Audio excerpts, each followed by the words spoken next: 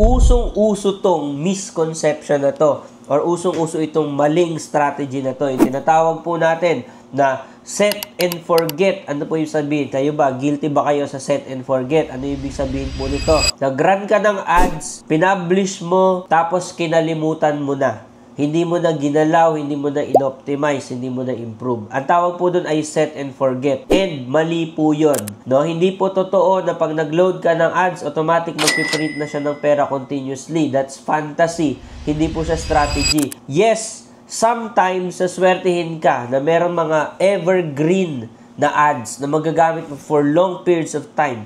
Pero even the best performing campaigns, kailangan po ng proper maintenance. Parang sasakyan po yan, maintain po yan. Ads get tired, yung audience po nabobore, yung Facebook algorithm po nagsishift. Lalo na ngayon, may mga recent updates tayo sa Andromeda. So you need to monitor, test, and optimize at least once a week. Or so kung katulad ko ikaw na isang professional na media buyer, daily po ang pag-optimize, sometimes twice a day kapag sobrang laki ng budget. Yon ang difference ng winning ads versus money wasting na ads. So if you want step-by-step tutorials on how to run Facebook ads properly, follow our page. Napakarami po nating content dito regarding sa Facebook ads. No BS, no hype content, real advice coming from someone na ginagawa to full-time.